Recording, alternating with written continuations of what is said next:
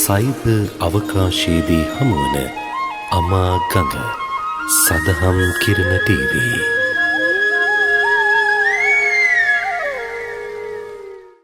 වාම ශ්‍රී දන්තධාතුන් වහන්සේ විරාජමානව වැඩ සිටින සෙන්කඩගල පුරවරයේ ඓතිහාසික වූ අප විහාරස්ථාන පරිශ්‍රයේ ප්‍රධාන ධර්මශාලා පරිශ්‍රයේ ඉඳලා අපි සූදානම් වන්නේ සඳහම් කිරණ රූපවාහිනිය හරහා ඔබේ නිර්මාණයට ඔබේ දේශවනට සමීප කරන තවත් ධර්මදේශනා වැඩසටහනක් සමගිනුයි ඔබ අප මෙලෙස ඒකාත්මික වන්නේ.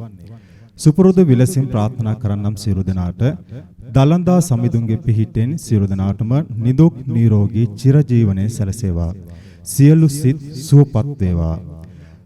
බුදුරජාණන් වහන්සේගේ ඉපදීම බුදු වීම පරිනිර්වාණය යන කරුණු තේමා කරගත් අති උතුම් වූ පින්බර වෙසක් දවසේ තමයි මේ අපූර්ව සඳහන් වැඩසටහන් මාලාව ඔබට තිලින කරනු ලබන්නේ.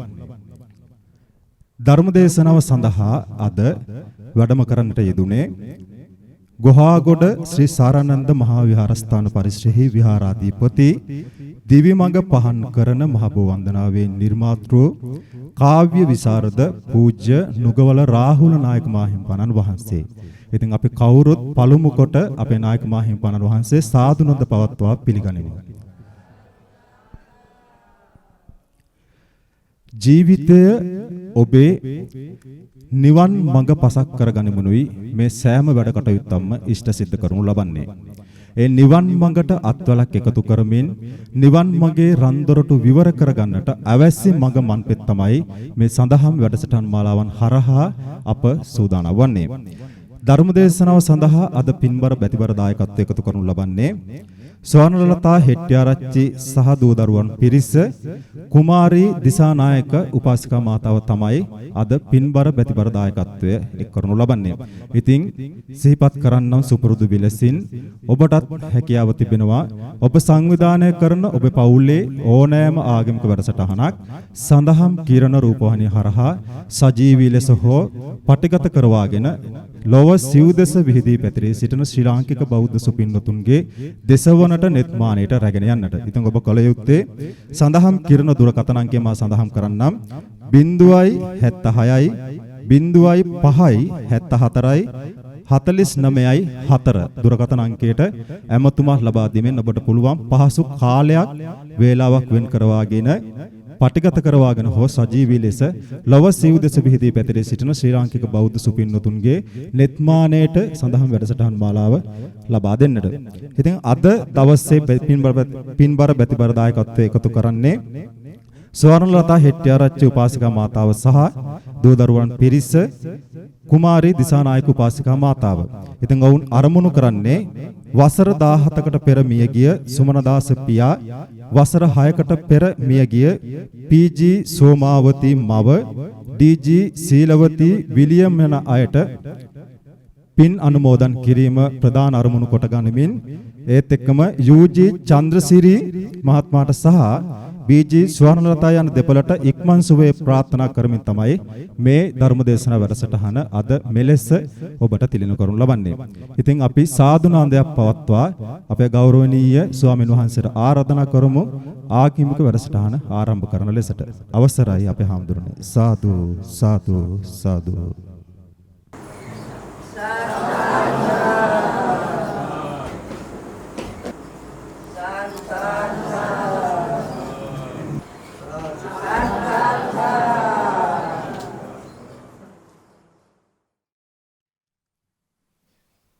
නමෝ තස් භගවතෝ අරහතෝ සම්මා සම්බුද්දස්ස නමෝ තස් භගවතෝ අරහතෝ සම්මා සම්බුද්දස්ස නමෝ තස් භගවතෝ අරහතෝ සම්මා සම්බුද්දස්ස නබජේ පාපකේ මිත්තේ නබජේ පුරිසා ධමේ බජේත මිත්තේ කල්යානේ බජේත පුරිසුත්තමේති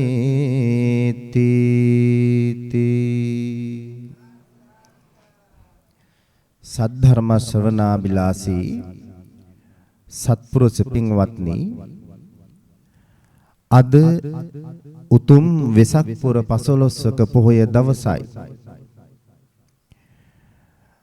අපේ තථාගත සම්මා සම්බුදුරජාණන් වහන්සේගේ ඉපදීමත් බුදු වීමත් පිරිනුවන් පෑමත් කියන මේ තෙමගුල් දිනය සිහිපත් කරන පින්බර වෙසක් පොහොය දවසේ පෙහෙවස් සමාදන් වෙලා ගුණ පුරන පින්වත් ඔබ හැමදෙනා වෙනුවෙන් අද දවසේ ආගමික වැඩසටහන් ආරම්භ කරමින් විශේෂ දායකත්ව ධර්ම දේශනාවෙන්ම මේ ධර්මානුශාසනාව සහිත ආගමික වැඩසටහන ආරම්භ කරන්නටයි සූදානම් වෙන්නේ. භාග්‍යවත් බුදුරජාණන් වහන්සේගේ ඒ උතුම් තෙමගුල් දිනේ මුළු මහත් බෞද්ධ ලෝකයටම සැප උදා කරන පින්බර දවසක්. එයි මම එහෙම කිව්වේ, ධර්මයේ සඳහන් වෙනවා ලස්සන බුද්ධ වචනයක්. සුඛෝ බුද්ධානං උප්පාදෝ. මේ ලෝකෙට තථාගත සම්මා සම්බුදුරජාණන් වහන්සේ නමක්ගේ පහළ වීම සැපයට හේතුවක්, සැප ඉපදෙන කාරණාවක්, සැප ලබන්නට හේතුවක් බව බුදුරජාණන් වහන්සේගේ දේශනාවේ සඳහන් වෙනවා. ඒ නිසා මේ වෙසක් පෝය කියන්නේ ආන්නේ ඒ උතුම් ලෞතුරු සැපේ අපි කාගේ ජීවිතය වලට ළඟා කරන පින්බර දවසක්. ඉතින් මේක කවුරු හරි කෙනෙක් හරියට හඳුන ගන්නවා නම් ඒ හඳුනගන්න කෙනාගේ ස්වභාවය තමයි මේ ඔබ වාගේ ධර්මානුධර්ම ප්‍රතිපදාවන් වල නියැලෙමින් භාග්‍යවතුන් වහන්සේ අපට පෙන්වලා දුන්න ආමිසයෙන් තොර වූ निराමිස සුවය අත්පත් කරගන්නට වෙහෙසෙන එක තමයි ඒ සත්පුරුෂයන්ගේ ස්වභාවය. මොකද අපි හැමදාම මේ ලෝකයේ සැප හොයනවා. දැන් උපන්න දවසේ ඉඳලම අපි හොයන්නේ පින්වත්නි සැප. මොන සැපද හොයන්නේ?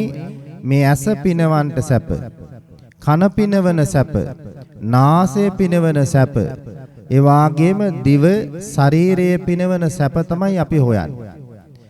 උපන්න දවසේ ඉඳලම පින්වත්නි අපි මේ සැප හොයනවා. අපි දන්නවා පුංචි දරුවෙක් ඉපදුනාට පස්සේ අඬන්න පටන් ගන්නවා. මේ අඬන දරුවා ඇයි මේ අඬන්නේ? සැප හොයාගෙන. මොකද්ද සැපේ? මව් උණුසුම පුංචි ලදරුවාට සැපයක්.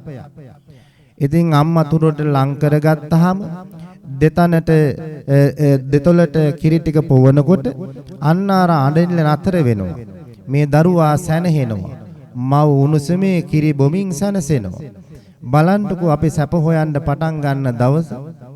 උපන්න දවසේ ඉඳලම අපි සැප හොයාගෙන ඒ සැප වෙනුවෙන් වැඩ කරනවා. මේ සැප එකතු කරන්න කටයුතු කරනවා. නමුත් පින්වත්නි අදත් අපි හොයන්නේ සැප. නමුත් මේ භෞතික ලෝකයේ තුල ඔබ හොයපු සැපයේ කෙලවර කවදා තීද? කවදා නිම වෙයිද? අවසන් වීම කවදා වෙයිද? පින්වත්නි, එහෙම අවසානයක් මේ කාම ලෝකේ, එහෙම නැත්නම් පසින්දුරන්ට ගෝචර වෙච්ච ලෝකේ, ඇස කන නාසය දිව ශරීරයට හමුවන රූප ශබ්ද ගන්ධ රස සහිත වූ මේ ලෝකේ අපට කවදාක්වත් නිමාවක් දකින්න පුළුවන් කමක් නැහැ. මේ සැපය තුල අවසානයක් පේන්නේ නැහැ. දවසින් දවස පින්වත්නි ධර්මයේ නොදත් මේ හිත ඒ කාමයේම හොයමින්, එහිම ඇලෙමින්, එහිම වැටෙමින්, ගිජු වෙමින් බොහෝම කෙලෙස් බරිතව පින්වත්නි ජීවත් වෙලා මරණයටපත් වෙනවා. ආන් එතනින් පස්සේ තමයි අනතුරු. මොකක්ද අනතුර? මේ කාම ලෝකේ අනවතරව, එහෙම නැත්නම් නොනවති අපි මේ හොයන සැපය හොයලා ඒකෙත් අවසානයක් නැතුව ආසාව සහිතව තමයි එයා මරණයටපත් වෙන්නේ. ආසාව සහිතව මරණයටපත් වීම අනර්ථ කරයි පින්වත්නි. ඒ වාගේම ද්වේෂයේ සහිතවයි එයා මරණයටපත් වෙන්නේ. ද්වේෂයේ සහිතව මරණයටපත් වෙන එක අනර්ථයක්. මෝහය සහිතවයි ඒ කාමයට ගිජු වෙච්ච කෙනා මරණයටපත් වෙන්නේ. මෝහයෙන් මරණයටපත් වෙන එක අනර්ථයක්. ඉතින් මේකෙන් ගැලවෙන්න මගක් ඕනේ. සැබෑවටම සැපනම් ලෝකෝත්තර සැපේමයි පින්වත්නි. මේ ලෝකෝත්තර සැපේ කෙලවරක් තියෙනවා. නිමාවක් තියෙනවා. අවසානයක් තියෙනවා. අජරාමර වෙන්න පුළුවන්කම ලැබෙනවා. ඒ වගේම අමරණීය වෙන්න පුළුවන්කම ලැබෙනවා ලෞතුරු සැපයටපත් වෙච්ච දවසට. එයා ජාති ජරා ව්‍යාධි මරණ කියන මේ සංසාර දුකට හසු වෙන්නේ නැහැ. එයින් එයා ගැලවෙනවා. එයා නිරාමිස සුවය අත්විඳිනවා. නිරාමිස සුවයයි ආමිස සුවයයි පින්වත්නි දෙකක්. මේ ආමිසයට ඇතිවෙච්ච ආමිසයෙන් ලබන සුවය අපේ හිතේ රාග, ద్వේෂ, මෝහ වඩනවා. නිරාමිස සුවය තුල රාග, ద్వේෂ, මෝහ නැහැ. එතන ප්‍රසාද හිතක්, ලෞතුරු හිතක් පහළ වෙනවා. ඉතින් මේ දෙකේ වටිනාම සැපය තමයි පින්වත්නි මේ ලෝකෝත්තර සැපය. නිරාමිසයෙන් උපදන ලද සැපය. ලෞතුරා බුදුරජාණන් වහන්සේ නමකගේ පහළවීම නිසා ආන්නේ ලෞතුරු සැපේ සාක්ෂාත් කරගන්න පුළුවන්කම තියෙනවා. මේක සිද්ධ වෙන්නේ බුදුවරුන්ගේ පහළවීම තිබුණු ලෝකෙකම විතරයි පින්වත්නි. ඒ නිසා අපේ මේ පින්වත් හැම දෙනාම විශේෂයෙන් අද මේ දායකත්ව ධර්ම දේශනාවට සවන් දෙන ඔබ හැම දෙනා අදිෂ්ඨාන කරන්න, කල්පනා කරන්න. අපි හොයන්න ඕනේ මොන සැපද කියලා. අපි සොයනවා නම්, විමසනවා නම්, ගවේෂණය කරනවා නම් කරන්න ඕනේ පින්වත්නි මේ කාම ලෝකයෙන් වෙන් වෙලා ලබන ලෝකෝත්තර සැපේ ලබන මාවතයි.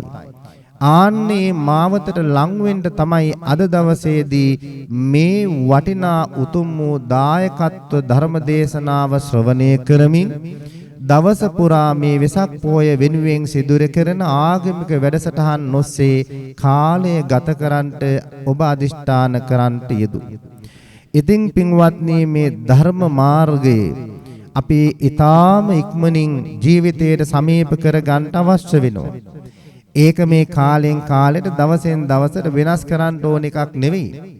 මේ ජීවිතයේ ධාර්මිෂ්ඨව පවත්වනවා නම් ඒ ධාර්මිෂ්ඨ බව පින්වත්නි පොයට විතරක්ම එකතු කරගෙන මදි. මොහොත දක්වාම අපේ ජීවිතයේ එක අංගයක් බවට පත් කර ගන්න ඕන. නැති වුණොත් මොකද වෙන්නේ? මේ ධර්මලාභය අපට අහිමි වෙලා යනවා. නිකන් අර මරුණට පස්සේ හොඳ තැනක ඉපදෙන්න සුගතිගාමී වෙන්න පිනක් දහමක් කරගත්තා වාගේ ජීවත් වෙන්න ඕනේ කියන අදහසින් විතරක් මේවට යොමු වුණාට බෑ පින්වත්නි. කල්පනා කරන්න බොහොම දුර්ලභ අවස්ථාවක් මේ බණ අහනවා කියන එක. බොහොම දුර්ලභ අවස්ථාවක් මේ බුද්ධ ශාසනය මුණ ගැහෙනවා කියන එක. අද මේ මිනිස් ලෝකේ අපි වාසය කරනවා. මේක හරි දුර්ලභ අවස්ථාවක් පින්වත්නි. දුර්ලභයෙන් ලැබුණු මේ වාගේ අවස්ථාවනුත් සැහැල්ලුවෙන් සලකාගෙන වැඩ කරන්න ගියොත් ඒකේ විපාකයේ ඒකේ තිබෙන අනතුර පින්වත්නි බොහොම භයානකයි. ඒ නිසා තථාගත බුදුරජාණන් වහන්සේ අපට පෙන්වලා දුන්නා නම් යම් දෙයක් ආන්න ඒක හඳුනා ගන්න අපි දක්ෂ වෙන්න ඕනේ. මේ ධර්මයේ කියන එක අපේ මහා බලගත කුසලයක් නිසා ලැබුණ දායාදයක් බව හිතන්න. ඉතින් ඒ වටිනා ධර්මයේ අහන්න ලැබුණ වෙලාවක් ජීවිතයක් මේ. එහෙමනම් ඒ වටිනාකම හඳුනාගෙන පුළුවන් තරම් දහම් කරුණු ඔස්සේ මේ සිතවිලි අතරේ ධර්මයේ එකතු කරන්න මුසු කරන්න දක්ෂ වෙලා මේ සිතවිලි නතර කරන තැනට අපි වැඩ කරගන්න ඕනේ. අපි වැඩ සාධනය කරගන්න ඕනේ. මේ සිතවිලි වල නතර වීම නැති හින්දා නොනවතී ගලාගෙන යන සිතවිලි ප්‍රවාහයක ගැලිලා හින්දා අපට පින්වත්නි මේ භව පැවැත්මේ නිමාවක් පේන්නේ නැහැ.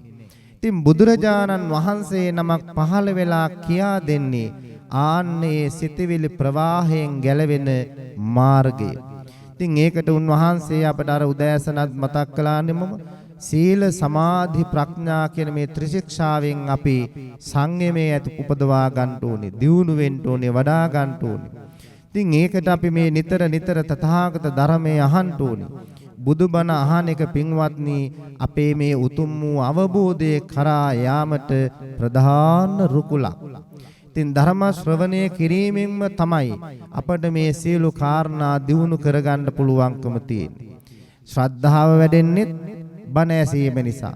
සීලේ වඩමින් සිල්වත් බවක් ජීවිතයට එකතු කරගන්න ඇති වීරිය පහළ වෙන්නේ බණ ඇසීම නිසා. සමාධිය උපදවන්නට සිතවිලි පහළ කරන්නේ ධර්ම ශ්‍රවණය කරන නිසා. ඇයි එයාට මේ හැම දෙයක් පිළිබඳව අවබෝධ කරගන්නට අහන්න ලැබෙනවා බණ ඇසීම නිසා. ඒ නිසා මේ ධර්ම ශ්‍රවණය කිරීම අපේ මුළු මහත් ජීවිතයේ සම්පූර්ණයෙන්ම සුවදායක පැත්තකට වෙනස් කරන්න පුළුවන්. ලෝකෝත්තර පැත්තට හරවන්න පුළුවන්. ඒ නිසා මේ ධර්ම ශ්‍රවණය කිරීම වටිනා කාරණාවක් බව හඳුනා ගන්න ඕනේ. ඊටම අල්ලා සිහිපත් කරන්න ඕනේ මේ ධර්ම දානය. ඒ කියන්නේ කෙනෙකුට බණක් ශ්‍රවණය කරන්න අවස්ථාව සලසලා දෙනවා නම් ඒකට කියනවා ධර්ම දානය. අද දවසේ මම මේ විදිහේ ධර්ම දේශනාවක් සිද්ධ කරනවා. ඔබ එන්න බණහන්න ඒකට සම්බන්ධ වෙන්න අනුමෝදන් වෙන්න කියලා ධර්ම ශ්‍රවණය කිරීම සඳහා අවස්ථාව සලසලා දීලා ඒ එන අයට බණහන්ට අවකාශයේ වේලාව වෙන් කරලා දීලා ධර්ම ශ්‍රවණය කිරීමේ අවස්ථාව උදා කර දීම ඊටාම බලගත් පින්කමක් හැටියටයි බණ පොතේ සඳහන් වෙන්නේ. ඒක ධර්ම දානමය කුසලයක්. ඉතින් අද දවසේදී මේ දායකත්ව ධර්ම දේශනාව අපේ ගුහාගොඩ ශ්‍රී සාරානන්ද විහාරස්ථානයේට ප්‍රධාන දායකත්වයක් දරමින් කටයුතු කරන ඒ වගේම පාරමිතා පදනමේ ගරු ලේකම් තුමී හැටියට වැඩ කරන ස්වර්ණලතා හෙට්ටිආරච්චි උපාසිකා මාතාවත් ඒ වගේම කුමාරි දිසානායක මහත්මිය යන මේ දෙදෙනා මේ දායකත්ව ධර්ම දේශනාවට අද Tamanගේ දායකත්වය ලබා දීලා මේ ධර්ම දේශනාව සදහම් කිරණ රූපවාහිනිය ඔස්සේ විකාශය කොට හරිමින් බොහෝ දිනකට මේ අවස්ථාව ශ්‍රවණය කරන්න ලබා දෙමින් කටයුතු කරනවා. ඉතින් මේක බොහොම වැදගත් දෙයක්. ඒ දායකත්ව ධර්ම දේශනාවක තිබෙන වටිනාකම පින්වත්නි මෙපමණයි කියන්න බෑ. මොකද බුදුරජාණන් වහන්සේ උන්වහන්සේගේ දේශනාවේ පැහැදිලි කළා සබ්බ දානං ධම්ම දානං ජිනාති කියලා. සියලුම දානයන් අතර සබ්බ දානං කිව්වහම දාන වර්ග මේ ලෝකේ යම් තරමක් තියෙනවද? ඒ සියලුම දානවලට වඩා ශ්‍රේෂ්ඨ දානයේ හැටියට පෙන්වලා දුන්නේ ධර්ම දානයයි. ඒ නිසා මේ ධර්ම දානමය පින්කම සිදු කරමින් අපේ ඒ පින්වතුන් දායකත්ව ධර්ම දේශනාව සිද්ධ කරනු ලබනවා. ඒ ධර්ම දේශනාව අද දවසේදී සජීවීව පින්වත් ඔබ හැමදෙනා මේ ශ්‍රවණය කරන අතරේ මේ දේශනාව පටිගත කරලා තවත් බොහෝ දෙනෙකුට ශ්‍රවණය කරන්නට අවස්ථාව සැලසෙනවා. ඉතින් මේ ධර්ම දේශනාවට මම මාතෘකාවක් හැටියට ගත්තේ ධම්මපදයේ සඳහන් වෙන පඬිත වග්ගයට අයත් ගාථා රත්නයක්. නභජේ පාපකේ මිත්තේ නභජේ පුරිසා දමේ බජේත මිත්තේ කල්යාණී බජේත පුරිසුත්තමි. පින්වත්නි, මිත්‍රයා කියන කෙනා පිළිබඳව බුදුරජාණන් වහන්සේ බොහෝ තැන්වල කරුණු පෙන්වලා තියෙනවා. මිත්‍රයා කියන කෙනා ජීවිතයට අවශ්‍ය කෙනෙක්. මේ මිත්‍රයා කියන කෙනාගේ ස්වභාවයන් තිබෙනවා. ජීවත් වෙනකොට අපි මිත්‍රයින් තෝරා ගනිද්දී භාග්‍යවතුන් වහන්සේ පෙන්වලා දුන්නා ඇසුරු කරන්න ඕන මිත්‍රයෝ ඇසුරු නොකළ යුතු මිත්‍රයෝ කියලා දෙකොටසක්. එහෙම පෙන්වලා දෙන්නේ ඇයි? මේ මිත්‍රයන්ගේ ඇසුර එහෙම නැත්නම් ආශ්‍රය නිසා මිනිස්සුන්ගේ ජීවිත වෙනස් වෙනවා. ආශ්‍රය නිසා මිනිස්සුන්ගේ ජීවිත වෙනස් වෙනවා. සමහර වෙලාවට විවාහයට සම්බන්ධ කරගන්න කෙනා අනුව ජීවිත වෙනස් වෙන්න පුළුවන්. එහෙම නැත්නම් අපි හිතමුකෝ අධ්‍යාපනය ලබන කාලේ ඇසුර කරන්න කෙනා අනුව එයාගේ ජීවිතයේ ශිෂ්‍යයාගේ ජීවිතේ වෙනස් වෙන්න පුළුවන්. ඒ වගේම රැකේ ආරක්ෂා කරන කාලේ ඇසුර කරන්න ලැබෙන අය අනුව ජීවිත වෙනස් වෙන්න පුළුවන්. ඒ වෙනස් වීම කොයි පැත්තට සිද්ධ වෙනවද කියලා කියන්න බෑ. ඇසුරු කරන කෙනා අනුව තමයි ඒක සිද්ධ වෙන්නේ. ඉතින් පින්වත්නි මෙතෙන්දී බුදුරජාණන් වහන්සේ පෙන්වලා දෙන්න උත්සාහ කළේ අපේ ජීවිතයෙන් ඈත් කර යුතු අය, සමීප කරගත යුතු අය පිළිබඳවයි. ඒක විශේෂ කාරණාවක් තමයි මේ නිවන් දකින්ට අරමුණු කරගත් අය. ඒ අයට මේ කාරණාව අතිශයින්ම වැදගත් වෙනවා පින්වත්නි. තමන් ඇසුරු කරන කෙනාගේ ඇසුර තමන් ආශ්‍රයයට ගන්න කෙනා මේ නිවන් මාගේ යන කෙනාට විශේෂයෙන් කල්පනා කරන්න අවශ්‍යයි. නැත්තම් තමන්ගේ මඟ වරදින්න පුළුවන්කම තියෙනවා. මේ කාරණාව මේ ගාථාව බුදුරජාණන් වහන්සේ දේශනා කළෙත් බොහොම විශේෂම කෙනෙක් නිසා. එයිමම් මේ විශේෂම කෙනා කියන්නේ අපේ බුදුරජාණන් වහන්සේ බෝසත් අවදීදීම සිද්ධාර්ථ කුමාර අවදීදීම ආශ්‍රය කරපු කෙනෙක් තමයි චන්නැමතිය. පින්වත්නි සිද්ධාර්ථ මහ බෝසතාණන් වහන්සේ මහා බිනිස්ක්‍රමණය කරන තෙක්ම මේ චන්නැමතිය අපේ බෝසත් සිද්ධාර්ථ කුමාරයාට අප්‍රමාණව සෙනෙහසින් වැඩ කළා, කටයුතු කළා, උදව් කළා, උපකාර කළා. ඉතින් බුදුරජාණන් බෝසතාණන් වහන්සේ යන එන හැම ගමනකටම සහාය දුන්නේ මේ චන්නැමතිය. කන්තක අශ්වයාගේ උපකාරයෙන් චන්නැමතියා සිද්ධාර්ථ මහා බෝසතාණන් වහන්සේට සේවය කරනවා. සිද්ධාර්ථ බෝසතාණන් වහන්සේ කිව්වොත් චන්න අද මට අහවල් තැනට යන්න ඕනේ. ඒ සඳහා ක්ෂණයෙන් පින්වත්නි අශ්වයා සරසාගෙන ඇවිල්ලා ළඟ පෙනී ඉන්නවා. මට අද අහවල් වැඩේට යන්න තියෙනවා, අහවල් තැනට යන්න තියෙනවා, මට අද උයන් කෙලියට යන්න ඕනේ, සිරින් අරඹන්ට යන්න ඕනේ, මට රාජ්‍යයේ ඇවිදින්න ඕනේ. මොන දේ කිව්වත් ඒ හැම වෙලාවකදීම චන්න ඇමතියා සිද්ධාර්ථ මහ බෝසතාණන් වහන්සේට ළඟින් ඉඳගෙන උදව් කළා. අපේ පින්වතුන්ට තේරෙනවා එතකොට කොච්චර සමීප ආශ්‍රයයක්ද කියලා. අවසානයේ ගිහි ජීවිතයේ කලකිරෙනවා. උන්වහන්සේ අර සතර පෙර නිමිති දැක්කට පස්සේ මහල්ලෙක්, ලෙඩෙක්, මලකඳක්, පැවිදුරුවක් මේ හතර පෙර නිමිති දකින්නෙත් පින්වත්නි චන්නැමතියත් එක්ක යනකොටනේ. ඒ ගැන වැඩි විස්තර අහන්නේ චන්නැමතියාගෙන්. මහලු කෙනෙක් දැක්කට පස්සේ චන්නැමතියාගෙන් අහනවා කවුද මේ? ඇයි ඒ අහන්නේ? කවදාකවත් ඒ තරම් මහලුවට ගියපු කෙනෙක් දැකලා නැහැ. ඇයි ඒ දැක්කේ නැත්තේ? සිද්ධාර්ථ මහබෝසතාණන් වහන්සේ මහා බිනිස්ක්‍රමණය කරනවා කියලා අර නිමිති පාඨකෝ කිව්ව දවසේ ඉඳලා අපේ සිදුහතුන් බෝසතුන් වහන්සේගේ පිය මහ රජතුමා සුද්ධෝදන මහ රජුරු මේ සිද්ධාර්ථ මහ බෝසතාණන් වහන්සේගේ ඇස නොගැටෙන අය කවුද කියලා තේරුවා. මහලු අය ඇහැට පේන්න දුන්නේ නැහැ. ඒ අය ඈත් කරලා දැම්මා. ලෙඩ වෙන අය ඇහැස ගැසෙන්න දුන්නේ නැහැ, ඈත් කරලා දැම්මා. මරණයක් ගැන අහන්න සැලැස්සුවේ නැහැ. ඒව වසන් කෙරුවා. ඒ නිසා සිද්ධාර්ථ මහ බෝසතාණන් වහන්සේ අවුරුදු 28 29 වෙනකන්ම පින්වත්නි මේ අය දැකලා තිබුණේ නැහැ. ඉතින් ඒ නිසා ඒවා හමු වෙන දවසේ අර මහල්ලෙක් මුණ ගැහෙන දවසේ චන්නගෙන් විමසනවා කවුද මේ? චන්න ඇමතියා විස්තර කියනවා. ඊගාවට ලෙඩෙක් හම්බුනහම ලැබුණහම අහනවා මේ මොකද වෙන්නේ? ඇයි මිනිස්සුන්ට මෙහෙම වෙන්නේ? චන්න ඇමතියා විස්තර කරනවා. මලකඳක් දැක්ක දවසේ විස්තර ඇහුවා කිව්වා. පැවිදුරුවක් ගැන ඇහුවා. ඒ සියලු ලෝකයන්ගෙන් ඈතර වෙන්න ලෞතුරු සෝයේ අරමුණු කරගෙන අබිනිෂ්ක්‍රණය ක්‍රමණය කරපු අය කියලා චන්න ඇමතිකින් ඇහුවාම එදා තමයි හිත සැනසුනේ. ඉතින් මේ විදිහට පින්වත්නි චන්න ඇමතියාගේ උපකාරයෙන් බොහෝ දේවල් හඳුනා ගත්තා අප මහා බෝසතාණන් වහන්සේ. අවසානයේ තීරණය කළා ගිහිගේ අතහැරලා මහා බිනිස්ක්‍රමණය කරන්න.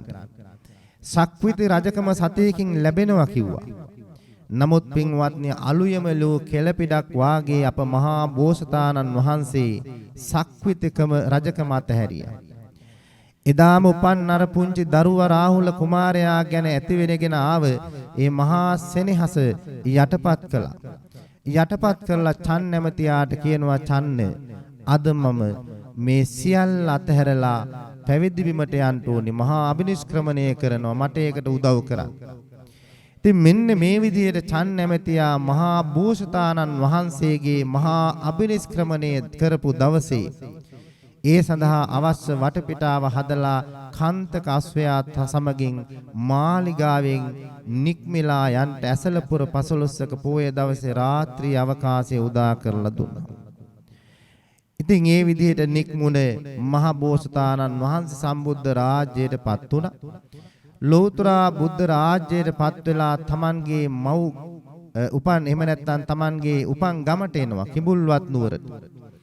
ලෞතර බුදුරජාණන් වහන්සේ කිඹුල්වත් නුවරට වැඩම කළාම ශාක්‍ය වංශික අය බුදුරජාණන් වහන්සේට වැඩින්ට විහාරයක් හදලා දුන්නා. ඒ තමයි නිග්‍රෝධාරාමය. දඹදිව යනවනම් පින්වත්නි අදත් අපට මේ කපිල වස්තුවේ තියෙන නිග්‍රෝධාරාමේ නටබුන් දකින්න පුළුවන්කම තියෙනවා. මේ නිග්‍රෝධාරාමේ වැඩ ඉන්නකොට බුදුරජාණන් වහන්සේ කෙරෙහි පැහැදිලා ශාක්‍ය වංශික පිරිස් බොහෝමයක් පැවිදුණා. ඒ අය අතර ඔය තරුණ පිරිස් හිටියා. අර කියපු චන්නැමතියත් බුදුරජාණන් වහන්සේ ළඟ බොහෝම ශ්‍රද්ධාවෙන් පැවිදුණා. ඉතින් ටික කාලයක් බොහොම සතුටින් කාලය ගත කරනවා. හැබැයි චන්නැමතියාගේ අර ගිහි කාලයේ තිබුණ දරදඬු ගති අකීකරුකම් ඒ සැඩපරුස ගති පැවිදුණා කියලා වෙනසක් වුණේ නැහැ. ලෞතර බුදුරජාණන් වහන්සේගේ ඇසුරේ වාසය කරන බණ අහනවා. ඒ වගේම ධර්ම ශ්‍රවණය කරනවා. කාලය ගත වෙනවා. ඉතින් මේ ස්වාමීන් වහන්සේලා සමග මේ චන්නැමැතියත් වාසය කළාට එකදු මාර්ග ඵලයකටවත් තාමපත් වෙලා නැහැ. ඉතින් මෙහෙම යනකොට පින්වත්නි රජගහ නුවර වේළුවනාරාමේ වැඩ ඉන්න කාලේ බුදුරජාණන් වහන්සේ හමුවට එනවා උපතිස්ස කෝලිත කියන මේ පිරිවැජියෝ දෙන්නා. මේ දෙන්න තමයි බුද්ධ ශාසනයේ අගසව් වෙන්න කල්ප ගානක් පෙරම් පුරාගෙන ආපු උත්තමයෝ දෙන්නේ. උන්වහන්සේලා දෙනම ලෞතර බුදුරජාණන් වහන්සේගේ අභියස පින්වත්නි සැරියුත් මුගලන් නමින් පැවිදි වෙලා අගසව් තනතුරේ පිහිටියා. මෙන්න මේ දවසේ ඉඳලා තමයි දැන් චන්නැමැතියා දැඩිව වෙනස් වෙන්න පටන් ගත්තේ චන්නහාමුදුරුවෝ. දැන් චන්නහාමුදුරුවෝ එදා ඉඳලා ලොකු වෙනසක්. භික්ෂූන් වහන්සේලා අතරට යනවා. අර සරියුත් මහා රහතන් වහන්සේට මුගලන් මහා රහතන් වහන්සේට දොස් කියන්න පටන් ගන්නවා. ඒ වාගේම ලෞතර බුදුරජාණන් වහන්සේගේ ආශ්‍රය ලබන 80ක් මහා රහතන් වහන්සේලා හිටියා. මේ 80ක් මහා රහතන් වහන්සේලා භාග්‍යවත් බුදුරජාණන් වහන්සේගේ අනුශාසනාවෙන් පින්වත්නි තනතුරු ලැබූ උත්තමයෝ. ඒවට සංසාරේ වෙනම පෙරම් පුරාගෙන ඇවිල්ලා තියෙනවා. මේවා දකිනකොට චන්නහාමුදුරන්ට ස්පාසුවක් නැහැ, ඉවසිල්ලක් නැහැ, සැනසීමක් ඇත්තෙම නැහැ පින්වත්. භික්ෂු සංඝයා ඉදිරියට යනවා ගිහින් කියනවා අද නම් ඉන්න ඕනතරම් පිරිස මමයි අගසව් කියයි, මමයි දෑගසව් කියයි, මමයි මහතෙරුන් කියයි. මෙහෙම මහතෙරවරු දෑගසව් අගසව් හැමෝම දැන් අද ඉන්නවා. ඒ වුණාට එදා අබිනිෂ්ක්‍රමණය කරන දවස් ඔය කිසි කෙනෙක් හිටියේ නැහැ. මමයි එකතු කරගෙන මමයි අරලව්වේ, මමයි මාලිගාවෙන් එකතු කරගෙන ඇසල මස පුර හඳ පායපු රාත්‍රී ඒ මහා වනයේට යන්ට පැවිදි වෙන්න අවස්ථාව උදා කරලා දුන්නා. ඔය දැන් කියන කිසිදු මහතරවරු වෙරෙක් හිටියේ නැහැ. ඔය කියන දෑගසව් එදා හිටියේ නැහැ. මේ භික්ෂුන් වහන්සේලා ඉදිරියට ගිහිල්ලා පින්වත්නි මේ මැද්දේ ඉඳගෙන අර උතුමන් වහන්සේලාට නිඳා කරා. ලෞතර බුදුරජාණන් වහන්සේට දැන් මේක ආරංචි වෙනවා. චන්නැමැති හාමුදුරුවෝ කැඳවනවා. චන්නහාමුදුරුවෝ කැඳවලා අවවාද කරනවා. චන්නහාමුදුරුවන්ගෙන් අහනවා ඔබ මේ විදිහට කිව්වද භික්ෂු සංඝයා මැද? නිහඬව ඉන්නවා පින්වත්නි. භාග්‍යවතුන් වහන්සේ ඉදිරියේ බොහොම සුවචකීකරු විදිහට හිස බාගෙන හිස නමාගෙන කර බාගෙන බුදුරජාණන් වහන්සේ අවවාද කරනවා චන්නේ සරියුත් කියන්නේ මුගලන් කියන්නේ බොහෝම ගුණවතුන් වහන්සේලා. මේ බුද්ධ ශාසනය ආශ්‍රය කරන්ට ලැබෙන මහා කල්යාණ මිත්‍රයෝ. උන්වහන්සේලා වැනි ඒ සත්පුරුෂ ගුණවතුන්ට ඔබ නිඳා කරන්න එපා. අවවාද කරනවා පින්වත්නි. අවවාද කරලා පිටත් කරලා හරිනවා. බුදුරජාණන් වහන්සේ ළඟදී නම් එහෙම නිහඬව ඉන්නවා. නමුත් ආයේ අර සංඝ මැදට ගියාම කියන්නේ පින්වත්නි අර විදිහටමයි. සැඩ පරුස වචන භාවිතා කරමින් බොහොම රළු පරොස් විදිහට තමයි වාසය කළේ. ඉතින් අර සරියුත් මහ රහතන් වහන්සේට අපහාස කරනවා. මුගලන් මහ රහතන් වහන්සේට නිඳා කරනවා. බොහොම අකීකරු විදිහට පින්වත්නි භික්ෂු සංඝයා ඉදිරියේ චන්නහාමුදුරුව වැඩ කරන්නේ. ඉතින් රහත් නොවෙච්ච සමහර කීකරු ස්වාමින් වහන්සේලා ඉන්නවා. උන්වහන්සේලා කියනවා චන්නහාමුදුරුවන්ට චන්න ඔය විදිහට කියන්න එපා මේ මහතරවරුන්ට. ඉතින් නැවතත් බුදුරජාණන් වහන්සේට මේක ආරංචි වෙලා කැඳවනවා. කැඳවලා අහලා කියනවා චන්න ඔබ බොහොම අකීකරුයි. ඔබ මට උදව් කළා ඒක ඇත්ත. නමුත් මේ කල්යාණ මිත්‍රයන්ට මේ ගුණවතුන්ට නිඳා කරන්න එපා. ඒක මහා භයානක අකුසල්. ඔබට දරුණු අකුසල් වලට මුහුණ පාන්න සිද්ධ වෙනවා. මහා විපාකයන්ට ගොදුරු වෙන්න සිද්ධ වෙනවා. ඒ නිසා ආයෙ එහෙම කියන්න එපා. එහෙම අවවාද කරලා පිටත් කරලා හරිනවා. ඉතින් ටික දවසක් යනකොට පින්වත්නි නැවතත් මේ විදිහට චන්නහාමුදුරුවන්ගේ මේ සැඩ රළු පරුල් ගතිය අඩු වුණේ නැහැ. පිරිසක් එකතු වුණොත් චන්නහාමුදුරන්ට එදා බොහොම හොඳයි. ඒ පිරිස ඉදිරියේ Tamanගේ අර අභිමානය කියාපාන්න එදා මම තමයි එකතු කරගෙන ගියේ සිද්ධාර්ථ මහ බෝසතාණන් වහන්සේ කාලේ කියලා කියන්නේ බොහොම ආසාවෙන් පින්වත්නි සංඝ මැදට එනවා. එහෙම ඇවිල්ලා එහෙම කියමින් Taman හුවා දක්වමින් අර ගුණවතුන් වහන්සේට ලාට අපහාස කරනවා. මේක නවත්වන්න බැරි වුණා. කාලය ගත වුණා. ලෞතර බුදුරජාණන් වහන්සේ පිරිනුවන් පාන දවස ඒ වෙසක් පුර 15ක පෝය දවස උදා වුණා.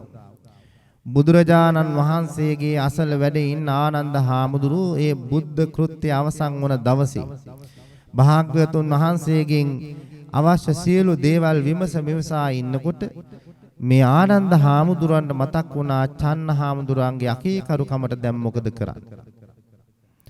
ආන්න එදා පින්වත්නි බුදුරජාණන් වහන්සේගෙන් අහනවා ස්වාමීනි චන්න හාමුදුරුවෝ හරි අකීකරුයිනේ කේන දේ ඇහුවේ නැහැ. අපි මොකද චන්න හාමුදුරන්ට කරන්නේ? බුදුරජාණන් වහන්සේ එදා අනුදැන වදාලා ආනන්ද මම ජීවතුන් අතර ඉන්නකම් ඔය චන්න හික්මවන්න බෑ. ඒ නිසා ඔය චන්නට ඔබ බ්‍රහ්ම දණ්ඩය නියම කරන්න. බ්‍රහ්ම දණ්ඩය කියන්නේ මොකද්ද පින්වත්? බ්‍රහ්ම දණ්ඩනය කියන්නේ භික්ෂූන් වහන්සේලා ඒ චන්න හාමුදුරුවෝ ගණන් ගන්නෙ නෑ. මෝඩට හමු වෙනවා නමුත් හිස කරබාගෙන වඩිනවා. කතා කරන්න යන්නේ නෑ. උන්වහන්සේගෙන් කිසිදු දහම් කාරණාවක්වත් විමසන්නේ නෑ. උන්වහන්සේ ළඟට එනකොට ඉන්න ස්වාමීන් වහන්සේ එතනින් නැගිටලා වෙනත් තැනකට යනවා. මේ විදිහට ඔහු සමග කරන සියලු ආශ්‍රයයන් සියලු ආශ්‍රව දුරු කරනවා. ඇසුරුන් දුරු කරනවා. ඇසුරු කරන්නේ නෑ. ඒ ආශ්‍රය බැහැර කළාට පස්සේ පළවෙනි දවසේම චන්න හාමුදුරුවෝ කෑ ගහලා අඬන්න ගත්ත මාව නසන්ට එපා. මාව විනාශ කරන්න එපා කියලා සිහිසුන්ව වැටෙන්න පටන් ගත්ත පින්වත්. සිහි නැති වෙලා වැටෙන්න පටන් ගත්තා. දෙතුන් වතාවක් දැන් සිහි නැති වෙලා වැටෙනවා. ඒ වෙලාවේ මහා තෙරවරුන් වහන්සේලා පස්සේ කාලේ බුදුරජාණන් වහන්සේ දැන් පිරිනුවන් පාලා චන්න හාමුදුරුවෝ සමාව ඉල්ලනකොට මහා තෙරුන් වහන්සේලා උන්වහන්සේගේ ඒ ඉල්ලීමට අවනත වෙලා සමාව දීලා බ්‍රහ්ම දණ්ඩනය ඉවත් කළා. අන්න එදා පටන් චන්න හාමුදුරුවෝ ගුණවත් වෙන්න පටන් ගත්තා. සරියුත් මහා රහතන් වහන්සේ මුගලන් මහා රහතන් වහන්සේ වැනි මේ ගුණවතුන් වහන්සේලාගේ ඇසුර ලබාගෙන ධර්මානුධර්ම ප්‍රතිපදාවන් වඩන්ට ගත්තා. කාලය ගත වුණා. මේ චන්න හාමුදුරුවෝ පින්වත්නි සියලුම කෙලසුන් නසා මේ සම්බුද්ධ ශාසනයේ මහා රහතන් වහන්සේ නමක් බවට පත් වුණා. ඉතින් බුදුරජාණන් වහන්සේ මේ චන්න හාමුදුරුවන්ගේ කල්කිරියාව දැකලා පිරිනුවන් පාන්න පෙරම මේ තිබෙන සැඩ රළු දැකලා චන්න හාමුදුරුව මුල් කරගෙන තමයි අර මං ඔබට මාතෘකා කළ ධර්ම ගාථාව දේශනා කට වදාළේ. නභජේ පාපකේ මිත්තේ නභජේ පුරිසාදමේ බජේත මිත්තේ කල්යාණී බජේත පුරිසුත්තමි. බුදුරජාණන් වහන්සේ අර මම ඔබට මතක් කළා වාගේ ආශ්‍රය පිළිබඳව විශේෂයෙන් අපට පෙන්වලා දෙනවා. ඇසුර වරද්ද ගන්න එපා. ඇසුර වැරදුන තැන පින්වත්නි මුළු ජීවිතේම වරදිනවා. ඒ වැරදීමෙන් මෙලොවත් අපි පශ්චාත්තාපයටපත් වෙනවා. මරණින් මතුත් අපි දුගතියේ උපදිනවා. ඒ නිසා තමයි බුදුරජාණන් වහන්සේ අපට පෙන්වලා දුන්නේ හැමදාමත් නභජේ පාපකේ මිත්තේ. පාපිෂ්ඨ සිතවිලි තියෙන මිත්‍රයෝ ඇසුර කරන්න එපා. තමන් ඇසුරු කරන කෙනා පාපිෂ්ඨ කෙනෙක් නම් එයා ආශ්‍රය නිශ්‍රය කරන්න එපා කියලායි කියන්නේ. ඒ ගාථාවේ සරල තේරුම. නභජේ පුරිසාදමේ අධම පුරුෂයෝ. මෙතන අධම කියලා කියන්නේ පින්වත්නි බොහොම සැහැසිකම් කරන නපුරු විදිහට ජීවත් වෙන අය ආශ්‍රය කරන්න එපා. බජේත පුරිසුත්තමි. උතුම් පුරුෂයෝ ඉන්නවා ලෝකේ. ඒ උත්තම පුරුෂයෝ ආශ්‍රය කරන්න. ඒ වගේම බජේත මිත්තේ කල්යාණේ. කල්යාණ මිත්‍රයෝ ඉන්නවා ලෝකේ. ඒ කල්යාණ මිත්‍රයෝ ආශ්‍රය කරන්න. මේ ගාථාවෙන් අපට ඇසුරු නොකළ යුතු පුරුෂයන් දෙදෙනෙක් ඇසුරු කළ යුතු පුරුෂයන් දෙන්නෙක් පිළිබඳවයි බුදුරජාණන් වහන්සේ පෙන්වලා දුන්නේ. ඒ කාරණාව කියනකොට පින්වත්නි මට මතක් වෙනවා මහා මංගල සූත්‍රය. කෙනෙකුගේ ජීවිතයේ මෙලොවත් පරලොවත් දෙක සාර්ථක කර ගැනීමට උපකාර වන අයුරින් මංගල කරුණු 38ක් බුදුරජාණන් වහන්සේ දේශනා කළා. මංගල කරුණු කීයක්ද දේශනා කළේ? 38ක් දේශනා කළා. අපේ පින්වතුන්ට මතකයි මේ මංගල කරුණු. ඒ මංගල කරුණු අතර තියෙනවා මහා වටිනා කාරණා.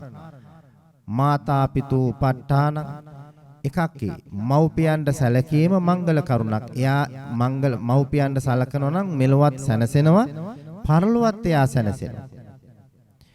ඒ වගේ මේකෙම සඳහන් වෙන සූත්‍රයේම කාලේන ධම්ම සවන බණහනවා නම් එයා මෙලොවත් සැනසෙනවා, පරලොවත් සැනසෙනවා. තවත් තැනකේ සූත්‍රයේම සඳහන් වෙනවා කාලේන ධම්ම සාකච්ඡා. සුදුසු වේලාවන් තෝරගෙන ධම්ම සාකච්ඡාවේ නියැලෙනවා නම් ඒක මෙලොවත් සැනසෙනවා, පරලොවත් සැනසෙන කරුණ. ඉතින් මේ තරම් වටිනා කාරණා තියෙද්දී බුදුරජාණන් වහන්සේ මේ 38ක් මංගල කරුණු දේශනා කරන අවස්ථාවේ ඉස්සර වෙලාම මතක් කළේ අර ඔය දැන් කියපු කරුණු එහෙම නෙවෙයි. මොනවද මතක් කළේ? අසේවනාච බාලානං පණ්ඩිතානංච සේවන. ඔන්න පළවෙනි මංගල කරුණු දෙක. ඇයි බුදුරජාණන් වහන්සේ අර කියන කරුණු දහම් කරුණු ගැන නොකිය, මව්පියන්ට සැලකීම ගැනවත් නොකිය, පළවෙනියට මේ අසේවනාච බාලානං පණ්ඩිතානංච සේවනා කියලා කරුණු දෙක ඉදිරිපත් කළේ? පින්වත්නි, ආශ්‍රය තමයි අපේ මුළු මහත් ජීවිතේම වෙනස් කරන්න කියලා මම කියවනේ. හොඳ ඇසුර තිබුණොත් තමයි මුළු ජීවිතේම හොඳ ජීවිතයක්, ලස්සන ජීවිතයක්, සුන්දර ජීවිතයක් බවට පත් වෙන්නේ. නරක ඇසුර තිබුණොත් ඒ ජීවිතේට එදා ඉඳලා ගලන්නේ පින්වත්නි අඳුරමයි. ලෝකයේ පේන තෙක් මානික දකින්න හම්බ වෙන්නේ නැහැ නරක ආශ්‍රය තිබුණොත්. මංගල කරුණු 38ක් දේශනා කරනවා බුදුරජාණන් වහන්සේ මෙලොවත් පරලොවත් සැනසෙන්න හේතු වෙන අයුරින්. හැබැයි මේ මංගල කරුණු 38 පළවෙනියටම වදාලේ බාල අය ඇසුරු කරන්න එපා කියලා. බාල අය ඇසුරු කරන්න එපා. ආශ්‍රයයට ගන්නවා නම් පණ්ඩිතානංච සේවනා, නැනවතුන් ඉන්නවා, ගුණවතුන් ඉන්නවා, සත්පුරුෂෝ ලෝකේ ඉන්නවා. ආන්නේ අය ඇසුරු කරන්න කිව්වා. එතකොට මේ 38න් මංගල කරුණු දෙකක් එතන තියෙනවා. නරකය ඇසුරු නොකළොත් එයාගේ ජීවිතය ලස්සනනවා. සත්පුරුෂෝ පඬිතුෝ ඇසුරු කළොත් ඒ ජීවිතේ වඩාත් ලස්සන වෙනවා. මෙලොවත් පරලොවත් සැනසෙන්න පුළුවන්. බැරි වෙලාවත් පින්වත්නි කෙනෙක් නරකය ඇසුරු කළොත්, බාලය ඇසුරු කළොත්, අදමය ඇසුරු කරන්න පටන් ගත්තොත් ඒ බාලයා, අදමයා, අසත්පුරුෂයා පින්වත්නි අර මංගල කරුණු රකින්න උදව් කරයිද? එයා අවවාද කරයිද අපි දැන් අම්මට තාත්තට සලකමු, අපි බණ අහමු, අපි පින්කම් කරමු, අපි සිල් සමාදන් වෙමු, අපි ගුණ පුරමු. මේ අදම අසත්පුරුෂ බාලයෝ කවදාකවත් Tamanගේ යාළුවා ඒ පැත්තට ගන්නෙ නෑ. එයා Tamanගේ යාළුවා හරවන්නෙම පින්වත්නි අකුසලයටමයි. එයා අකුසලයටමයි Tamanගේ යාළුවා යොමු කරන්නේ. ඉතින් ඒ නිසා නරක යාළුවෙක් ඇසුරට ලැබුණොත් අර ඉස්සරහාට කියන මංගල කරුණු 37 මාය සම්පූර්ණ කරන්න හම්බ වෙන්නේ නැහැ. හොඳ යාළුවෙක් හම්බුනොත් ඔය මංගල කරුණු 38ෙම සම්පූර්ණ වෙච්ච කෙනෙක් බවට පත් වෙන්න පුළුවන්. දැන් ඕම් බලන්න මහා මංගල සූත්‍රයේදී පළවෙනියටම බුදුරජාණන් වහන්සේ දේශනා කරපු මංගල කරුණ තවත් අවස්ථාවක් තියෙනවා පින්වත්නි. එක්තරා දවසක් බුදුරජාණන් වහන්සේ ওই හිමාල කන්ද පාමුල තිබුණ ගල්ලෙන මේ කුටිය ආශ්‍රය කරමින් භාග්‍යවතුන් වහන්සේ වැඩ ඉන්නවා. ඉතින් උන්වහන්සේ ගම් නියම් ගම් දනව් වලට දහම් චාරිකාවේ වඩිනවා. ඉතින් ඒ කුටිය ඇසුරු කරනවා. උදේට දහවට පිණ්ඩපාතේ වඩිනවා. ගම් වලට පිණ්ඩපාතේ වැඩිහම බුදුරජාණන් වහන්සේට පේනවා මිනිසුන්ගේ දරිද්‍රතාවය, දිලිඳුකම ගොඩාක් වැඩි. රටේ රජුරුවන්ගේ මේ පාලනයේ බොහොම සැඩපරුස ගතියක් පේනවා. සමහර දවස්වලට මිනිසුන්ගේ ඒ බදු අය කිරීම බොහොම දරුණු විදිහට සිද්ධ කරනවා. කාරුණිකත්වයක් නැති විදිහට මිනිසුන්ගෙන් බදු ගන්නවා. ඒ හින්දා මිනිස්සු අසරණ වෙලා. බුදුරජාණන් වහන්සේට මේක හොඳටම දැනෙනවා පිණ්ඩපාතේ වඩිනවා. පිණ්ඩපාතේ වැඩම කරලා පින්වත්නි නැවත කුටියට ඇවිල්ලා උන්වහන්සේ හිතනවා මේ රාජ්‍ය කරන රජවරුන්ට මේ තරම් දරුණු විදිහට බදු අය කරන්නේ නැතුව මිනිස්සුන්ට සහනයක් සලසන ක්‍රමයකට රාජ්‍ය පවත්වන්න බැරිද කියලා හිතනවා. මේක නිකන් භාග්‍යවතුන් වහන්සේගේ හිතේ පහළ වෙච්ච සිතිවිල්ලක්.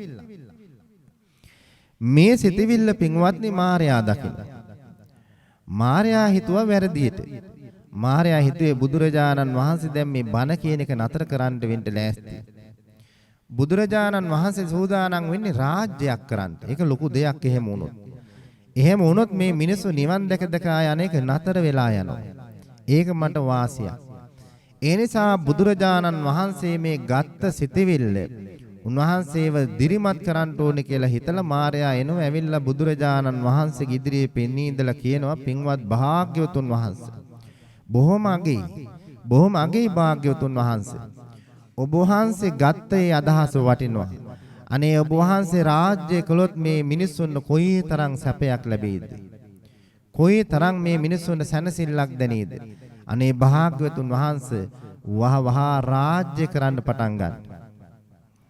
ඒ වෙලාවේ බුදුරජාණන් වහන්සේ මාර්යාගෙන් අහනවා එම්බා මාරේ මේ රාජ්‍ය කරලා ඔබ හිතනවද සැප ලබන්න පුළුවන් වෙයි කියලා මිනිස්සුන්ට? භාග්‍යවතුන් වහන්සේ ඉදිරියේ ඉන්න මාර්යා කියනවා ඇයි ස්වාමීනි එහෙම කියන්නේ? ඔබ වහන්සේ ආන් අර හිමාල කන්ද දිහා බලාගෙන හිතුවොත් මේ හිමාල කන්ද රත්තරන් වෙන්න කියලා ඒක එහෙම වෙනවනේ ස්වාමීනි. එහෙම ඔබ වහන්සේ හිතන දේ වෙනවනම් මේ රාජ්‍ය කළොත් රාජ්‍ය බාරගත්තොත් මිනිස්සුන්ට කොයි තරම් සැපතක් ලැබෙයිද ස්වාමී? මෙහෙම කිව්වට පස්සේ බුදුරජාණන් වහන්සේ මේ මාරයාට කරුණු 12ක් කියනවා පින්වත්නි. කරුණු 12ක් කියනවා. මේ කරුණු 12 තමයි මිනිස්සෙකුට මේ ජීවිතේ සැප ලබන්න ඕනේ නම් එම්බල මාරේ මේන්න මේ කරුණු 12 දිනු කරනවා නම් ඒ කෙනාට සැප ලැබෙනවා මිසක් රාජ්‍යයක් කරලා නම් ඔය සැප ලබන්න බෑ කියලා උන්වහන්සේ සැපයට හේතු වන කාරණා 12ක් පෙන්වනවා. ඒ කාරණා 12ට පින්වත්නි අඩංගු කළා මවට සැලකීම, පියාට සැලකීම, රහතුන්ට සැලකීම, ඒ වගේම ශ්‍රමණ බ්‍රාහ්මණවරුන්ට සැලකීම, පින් දීම, පින් කිරීම, ඒ වගේම පාපයන්ගෙන් ඈත් වීම මේවා පෙන්වලා දීලා තියෙනවා. හැබැයි ඒ සියල්ලටම වඩා බුදුරජාණන් වහන්සේ එකටම වදාළේ අම්මාට සැලකීම, තාත්තට සැලකීම, රහතුන්ට සැලකීම, ශ්‍රමණ බ්‍රාහ්මණවරුන්ට සැලකීම එහෙම නෙවෙයි. අත්තම්හි ජාතම්හි සුඛා සහාය.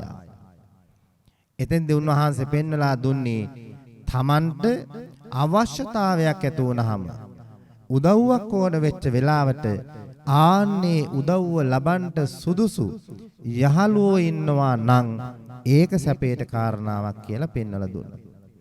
එතකොට එදින්දි පෙන්නනවා ඒ වාගේ තමන් අසරණ වෙලාවට ඒ වගේම තමන්ට උදව්වක් අවශ්‍ය වන වෙලාවට හොඳ යහළුවෝ පිරිසක් තමන්ට ඒ සහාය දෙන්න උදව් කරන්නට යහළුවෝ පිරිසක් නොහිටියොත් එයාට පින්වත්නි අර කරුණු 11න් එකක්වත් සම්පූර්ණ කරන්න හම්බ වෙන්නේ.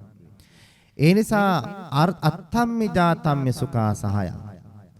තමන්ට යම්කිසි ප්‍රයෝජනයක් හටගත්ත කල්හි ඒ ප්‍රයෝජනයේ සඵල කරගන්න උදව් කරන සත්පුරුෂ යාළුවෝ ඉන්නවා නම් ඒක සැපේට කරුණක් කියලා වදාළා. මෙන්න මේ විදිහට යහළුවෝ ගැන එහෙම නැත්නම් තමන්ගේ ආශ්‍රය පිළිබඳව බුදුරජාණන් වහන්සේ වෙන් කරලා පෙන්නනවා. අර චන්න හාමුදුරුව මුල් කරගෙන බුදුහාමුදුරුව මං ඔබට අර මුලින් සඳහන් කළ ගාථාව පෙන්වලා දුන්නා. නබජේ පාපකේ මිත්තේ කවදාකවත් පාපිෂ්ඨ මිතුරන් ඇසුරු කරන්න එපා. කවුද මේ පාපිෂ්ඨ මිතුරු කියන්නේ? අපි ඒක දැනගන්න ඕනේ පින්වත්නි. හැමදාම අපි පාපිෂ්ඨ මිත්‍රෝ ගැන අහනවා. කවුද මේ පාපිෂ්ඨය කියන්නේ දන්නේ නැහැ. පාපිෂ්ඨයාගේ ස්වභාවය තමයි පින්වත්නි යාට හැම වෙලාවෙම තියෙන සිතවිලි සත්පුරුෂ සිතවිලි එහෙම නෙවෙයි. එයාට තියෙන අසත්පුරුෂ සිතවිලි. ඊගාවට එයා කුසලයට කැමති නැහැ. එයා කැමති නැහැ දන් දෙන්න. එයා කැමති නැහැ සිල් ගන්න. එයා කැමති නැහැ භාවනා කරන්න. එයා කැමති නැහැ වන්දනාවට, පූජාවට. එයා කැමති නැහැ. එයා පුළුවන් තරම් අකුසලයට බර වෙච්ච කෙනෙක්. පාපිෂ්ඨ සිතවිලි තියෙන්නේ, අසත්පුරුෂ සිතවිලි තියෙන්නේ. ඒ වාගේම පින්වත්නි දුරාචාරයට යා නැඹුරුයි. මත්පැන් පානය කරනවා, සෝදුවට යනවා. මේ සුරා සෝදුවෙන් තමයි කාලය ගත කරන්නේ. එයාගේ විනෝදේ ඒක. ආන්න පාපිෂ්ඨයා තෝරගන්න. දැන් අපි පින්වතුන්ට තේරුම් ගන්න පුළුවන් කවුද මේ ඇසුරු නොකළ යුතු පාපිෂ්ඨයා. අසත්පුරුෂ සිතවිලි තිබෙන, සත්පුරුෂ ගුණ නැති, කුසල් දහමට කැමති නැති, අකුසලයටම බරව ඉන්න, ඒ වගේම සුරා සූදුවෙන් කාලය ගෙවන, දවස් 30ෙම මත් වෙලා ඉන්න, මේ වාගේ දේවල්ට අනුබල දෙන, ඒවට කතා කරන, අනුශාසනා කරන, ඒ වගේ ගුණ කියන කෙනා. ආන්‍යයා තමයි පින්වත්නි පාපිෂ්ඨ කෙනා. දැන් මෙයා ඇසුරු කළ යුතු කෙනෙක්ද? එයා ඇසුරු කළ යුතු කෙනෙක් නෙවෙයි. බුදුරජාණන් වහන්සේ පෙන්වලා දෙනවා නබජේ පාපකේ මිත්තේ. ආන්නේ පාපිෂ්ඨ ආශ්‍රයෙන් ඈත් කරන්න, දුරස් කරන්න කියලා. ඒ වගේ අය ඇසුරු කළොත් මොකද වෙන්නේ? අඬන්න තමයි වෙන්නේ පින්වත්නි. සනසෙන්න වෙන්නේ නැහැ. වෙනසීම මිසක් ඒ වගේ අය ආශ්‍රය කරපුවාම සනසීමක් කවදාකවත් ලබන්න පුළුවන් කමක් නැහැ.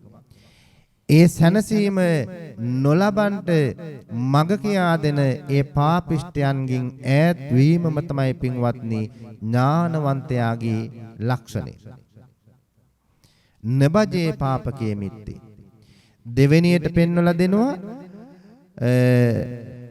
නබජේ පුරිසාදමේ. අදම ඇසුරු කරන්න එපා කිව්වා. එතකොට කවුද මේ අදම? අදම කියලා කියන්නේ එයා හරි සැහැසී පින්වත්නි.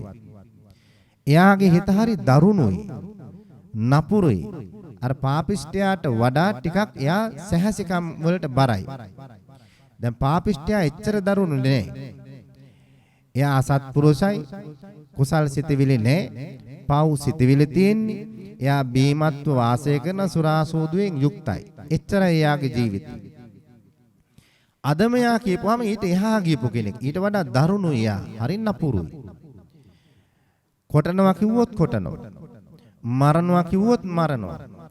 දැන් යන්න ඕනේ මං පහරන්න. පාර ආයිනේ ඉන්නවා. මොනවා හරි අරගෙන මහපාරේ යන කෙනෙක් දැක්කොත් එයාව අල්ලලා එයාගේ තියෙන වස්තුව දේපල හූරා ගන්නවා. අන්න සැහැසිකම් කරන හැටි. ගෙවල් දොරවල් වලට පනිනවා. ඒ වගේම ගෙවල් දොරවල් බිඳිනවා. මේ තමයි අදම කෙනාගේ හැසිරීම. ඒ වගේම කරුණාව කියන එක අහලකවත් නැහැ. මිනිසුන්ට ගහන Tamanට දෙයක් ගන්න තියෙනවා ගහලා හරි ගන්නවා පින්වත්නි. මිනිස්සු පෙළනවා. ඒ වගේම කොටලා හරි ගන්න හිතුනොත් කොටනවා. ඒ වගේම නසන්න හිතුනොත් නසනවා. මෙන්න මේ විදිහට දරුණු වූ වියරු සිතවිල්ල තියෙන කෙනෙක්. කවුද? අදම පුද්ගලයා. දැන් අපි පින්වතුන්ට තේරෙනවද පාපිෂ්ඨයාගේ අදමයාගේ වෙනස? තේරෙනවද? පාපිෂ්ඨයා ගොඩාක් දරුණු නෑ. අදමයා හරිම දරුණුයි. ඒ වාගේ අදම පුද්ගලයෙකුට අපේ දරුවෙක් ආශ්‍රය කරන්න ලැබුණොත්, අපේ දරුවෙකුට ඒ වගේ අදමයක් අසුර කරන්න ලැබුණොත් මොකද වෙන්නේ? මහා දරුණු දරුවෙක් ජීවිතයක් ඇති කෙනෙක් බවට පත් වෙන්න පුළුවන්. ඒ නිසා මේ සමාජයේ ඒ වාගේ අදම අසත්පුරුෂ පාපිෂ්ඨ මිනිස්සු වාසය කරනවා. ඒ වාගේ අය ඇසුරු කරන්ට යෙදුනොත් පින්වත්නි, එයාගේ ජීවිතය ගැන කිසිදු දියුණුවක් නම් බලාපොරොත්තු වෙන්න බෑ. එයාගේ ජීවිතයේ කිසිදු ආලෝකයක් බලාපොරොත්තු වෙන්න බෑ. එයාගේ ජීවිතයේ කවදාකවත් සැනසීමක් බලාපොරොත්තු වෙන්න බෑ. එයාට හැමදාම සිද්ධ වෙන්නේ අසන්තෝෂයෙන් ජීවත් වෙන්න, වේදනාවෙන් ජීවත් වෙන්න, බයෙන් ජීවත් වෙන්න, සැකයෙන් ජීවත් වෙන්න තමයි සිද්ධ වෙන්නේ. ඒ නිසා මේ අනතුර මෙලොවට විතරක් නෙවෙයි පින්වත්නි. ඒ අදම අසත්පුරුෂකම් තියන අය ආශ්‍රය කළොත් මෙලොවද විතරක් නෙවෙයි, ඊට පස්සේ මරණයටපත් වෙලා දුගතිගාමි වෙලා කල්ප ගානක් නිරේ දුක් විඳින්න සිද්ධ වෙනවා. ඒ ආශ්‍රය කරලා ඒ ඇසුර ලබලා ඒ විදිහට යා ජීවත් වෙන්න ගියොත්. ඉතින් මේ විදිහට පින්වත්නි, මේ අසත්පුරුෂයාට වුණත්, අදමයාට වුණත්, පාපිෂ්ඨයාට වුණත් ධර්මයේ වැටුනොත් හොඳ මගට එන්න පුළුවන්. ධර්මයේ ලැබුණොත් හොඳයි, නොලැබුණොත් පින්වත්නි හැමදාමත් ඒ අසරණ භවෙන් එයා ගැලවෙන්නේ නැහැ. බුදුරජාණන් වහන්සේ පෙන්වලා දුන්නා එහෙමනම් මෙන්න මේ ස්වභාවයෙන් යුතුව අය ආශ්‍රය කරන්නේ නැතුව බජේත මිත්තේ කල්යාණී බජේත පුරුසුත්තමී. ඇසුරු කරන්න කිව්වා කල්යාණ මිත්‍රයෝ, කල්යාණ ගුණවතුන් ඇසුරු කරන්න කිව්වා. කල්යාණ මිත්‍රයාගේ ස්වභාවය මොකක්ද? එයා කුසලයට බරයි පින්වත්නි. එයා කුසල් වඩනවා. ලෝභ, ද්වේෂ, මෝහ දුරු කරන්න වීරිය කරන කෙනෙක් කල්යාණ මිත්‍රයා. ඒ විතරක් නෙවෙයි, කල්යාණ මිත්‍රයාගේ තව වටිනා ලස්සන ගුණයක් තියෙනවා. අනුන්ගේ දුකේදී හරි කරුණාවන්තයි. අනුන්ගේ දුකක් සිද්ධ වෙනකොට ඒ දුකෙන් ඔහු ගලව ගන්නට කරුණාවෙන් වැඩ කරනවා. ඒ වගේම මේ කල්යාණ මිත්‍රයාගේ තව ලස්සන ගුණයක් තිබෙනවා. අනිත් අය අසරණ වෙනකොට ඒ අය ගලව ගන්න උත්සාහ කරනවා වගේ එයාලගේ සැපේදී හරියට සතුටු වෙනවා. ඒ අයට සැප ලබන්න මඟ කියා දෙනවා. කවුද මේ? කල්යාණ මිත්‍රයා. ඔන්න කල්යාණ මිත්‍රයාගේ ස්වභාවය. එතකොට ඔබ ඇසුරු කරන්න ඕනි කල්යාණ මිත්‍රයෝ.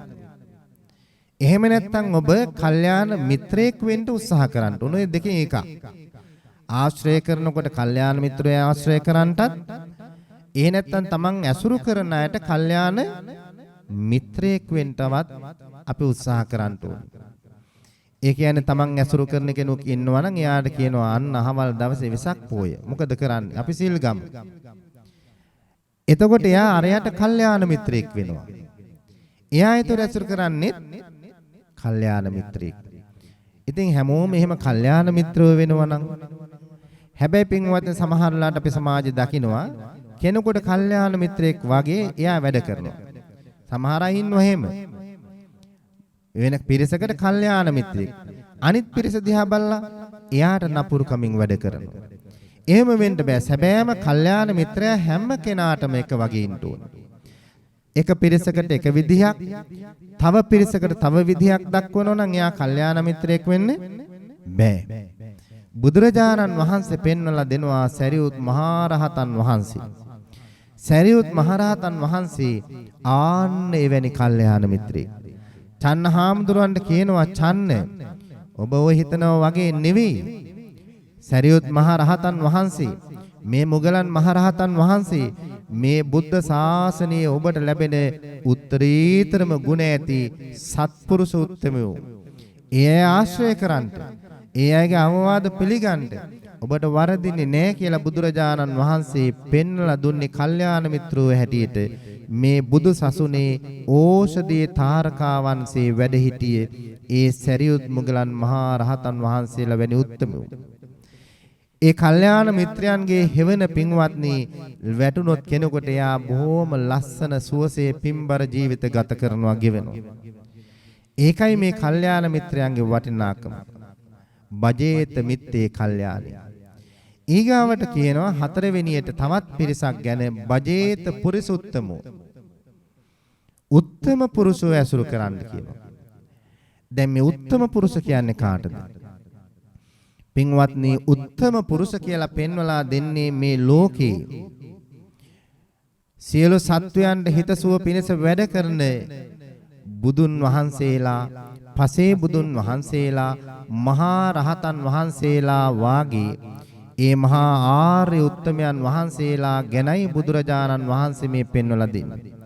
මේ උත්තම පුරුෂයන් ආශ්‍රය කරන්න, මේ උත්තම පුරුෂයන්ගේ සේවනයේ ලබන්ට කෙනෙකුට නම් කොච්චරනම් පින්කදක් තියෙන්න ඕනේද? දැන් හිතලා බලන්නකො අපේ ලෞතුරා බුදුරජාණන් වහන්සේ පිරිනුවන් පාලා වසර 2000 ගානකුත් ඉක්ම වෙලානේ තියෙන්නේ. අදත් අපි සැනසෙනවා මේ භාග්‍යවතුන් වහන්සේගේ ගුණ හිතලා. උන්වහන්සේ වදාළ ධර්ම මාර්ගයේ අදත් අපි මේ ලෝකයාම සැනසෙනවා පින්වත්. ආර්ය මහා සංඝරත්නය තමයි අපට අද කල්යාණ මිත්‍රෝ වෙලා ඉන්නේ. ඒ ලෞතුරා බුදුහාමුදුරුවෝ පිරිනිවන් පාලත් වැඩ හිටියත් ධර්මයේ පොත්පත්වල අජීවීව තිබුණත් බුද්ධ රත්නයත් ධම්ම රත්නයත් අපට සජීවීකරණය කරන්නේ කවුද? මේ ආර්ය මහා සංඝරත්නය කල්යාණ මිත්‍රයන් වහන්සේලා. මහා සංඝරත්නය තමයි අපට බුද්ධ රත්නය ධම්ම රත්නය සජීවීව අපට දකින්න අවකාශය සලසලා දෙන්නේ. ඒ උන්වහන්සේලාගේ කල්යාණ මිත්‍රත්වයේ. ඒ නිසා මේ බුදු පසේ බුදු මහා රහතන් වහන්සේලා සරණ යාම උත්තම පුරුෂයන්ගේ පිහිට පිළිසරණ ලබන්ට ප්‍රධාන කාරණාවක්. ඉතින් පින්වත්නි මෙන්න මේ ගාථාවන් ඔස්සේ අපට බුදුරජාණන් වහන්සේ පෙන්වලා දීපු වටිනා කාරණා ටිකක් තමයි මම ඔබට මතක් කළේ. තවත් මේ මිත්‍රයන් ගැන කියනකොට සිඟාලෝවාද සූත්‍රයේදී අපේ භාග්‍යවත් බුදුරජාණන් වහන්සේ පෙන්වලා දුන්නා මිත්‍රයන් පිළිබඳව. වටිනා මිත්‍රයන් 4 දෙනෙක් උන්වහන්සේ පෙන්වලා දුන්නා. ඒ 4 දෙනා තමයි උපකාරක මිත්‍රයා. තමන්ට යම් යම් අවශ්‍යතාවයන් උදව් උපකාර අවශ්‍ය වෙලාවට මේ උපකාරක මිත්‍රයා ඇවිල්ලා තමන්ට සහයෝගය ලබා දෙනවා. සමාන සුඛ දුක්ඛ මිත්‍රයා. ඒවා ඒ සමාන දුක සුඛ දුක්ඛ මිත්‍රයාගේ ස්වභාවය තමයි පින්වත්නි. තමන්ට දුකක් වේදනාවක් ඇතුණා අනිත් යාළුවාට ගිහිලා දුක වේදනාව කියනවා. තමන්ගේ යාළුවාට දුකක් වේදනාවක් ඇතුණොත් 탁 ගාලා වහා එතෙන්ට පින්වත්නි සැනෙන් යනවා. ශනෙන් ගිහිල්ලා එයාගේ දුක සනසන්න වැඩ කරනවා. සමාන සුඛ දුක්ඛ මිත්‍යාගේ ස්වභාවය. අත්තක්කායි මිත්‍රයා. අත්තක්කායි මිත්‍රයා කියන්නේ අර්ථය සපයනවා. තමන්ගේ යාළුවාට අර්ථය සපයනවා. එයාගේ දියුණුවට උදව් කරනවා. එයාගේ පරිහානියට වැඩ වෙන්න දෙන්නේ නැහැ. එයා ගැන කවුරු හරි කෙනෙක් අගුණ කිව්වා කියමුකෝ. ඒ අගුණ කියනකොට ඒ අගුණ වහලා කතා කරන්න වැඩ කරනවා. ඒ අත්තක්කායි මිත්‍රයාගේ ස්වභාවික. අනුකම්පික මිත්‍රයා. තමන්ගේ යාළුවා කෙරේ බොහෝම අනුකම්පාවෙන් වැඩ කරන්නේ. එයා වැරදි මගකට එහෙම යනවා නම් වහා යා මොකද කරන්නේ? එයා කෙරේ අනුකම්පාවෙන් සසර බිය පෙන්වමින් ඔබට මේ වගේ දරුණු දුක් කරදර වලට විපාක දෙන්න මූණ දෙන්න සිද්ධ වෙයි. ඕවගෙන් ඈත් වෙන්න කියලා අනුකම්පාවෙන් තමන්ගේ මිත්‍රයා ආරක්ෂා කරනවා. ඒ අනුකම්පික මිත්‍රයාගේ ස්වභාවය. මේ විදිහට බුදුරජාණන් වහන්සේ වටිනා මිත්‍රයන් 4 දෙනෙක් ගැන සිඟාලෝවාද සූත්‍රයේදීත් අපට පෙන්වලා දුන්නා.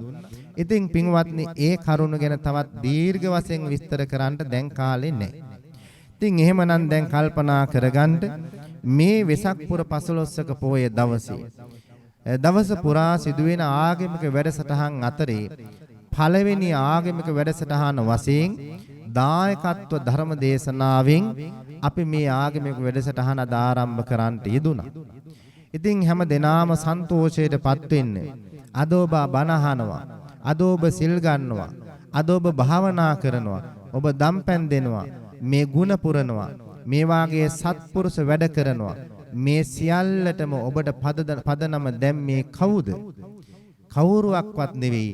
ඔබ ජීවිතයට ලං කරගත්ත සත්පුරුෂ ගුණවත් කල්යාණ මිත්‍රයින්ගේ උත්තමයින්ගේ එළිය ඔබේ ජීවිතයට වැටුණ හින්දා පින්වත්නි. අර මුලින් කිව්ව පාපිෂ්ඨ මිත්‍රයා ඇසුරු කරා නම්, අදම පුරුෂයන් ඇසුරු කළා නම්, අද මේ ආලෝකය ඔබේ ජීවිතයට වැටෙන්නේ නැහැ. ඉතින් ඔබ අදිෂ්ඨාන කරගන්න. ඔබ ඇසුරු කරන හැම කෙනාටම පුණ්‍යවන්ත මිතුරෙක් වෙන්න, පාපිෂ්ඨ මිත්‍රයෙක් නොවි පුණ්‍යවන්ත මිත්‍රයෙක් වෙන්න. ඔබ ආශ්‍රය කරන අයට ඔබ අදම පුරුෂයෙක් වෙන්න එපා. ඔබ උත්තම පුරුෂයෙක් වෙන්න අදිෂ්ඨාන කරගන්න. හැම වෙලාවෙම කල්පනා කරන්න, මම අසත්පුරුෂයෙක්ද? මම පාපිෂ්ඨයෙක්ද? මං කල්යාණ මිත්‍රයෙක් නෙවෙයිද? Taman ගැන හිතන්න. මේවා හොඳයි, මේ දේශනාව අරයට ඇහෙනවා නම් හොඳයි, මෙයාට ඇහෙනවා නම් හොඳයි.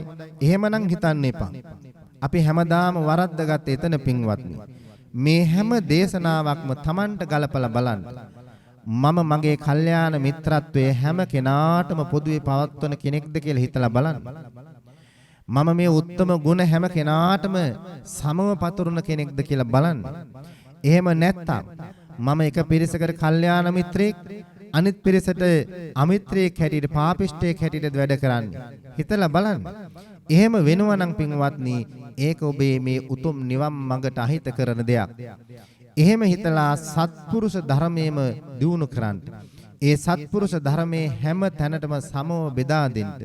ඒ සඳහා ඇසූ මේ ධර්මයේ ඔබ හැම දිනාටම වටිනා දහම් පඬුරක් වේවා කියලා සාදු කියලා ප්‍රාර්ථනා කරන්න.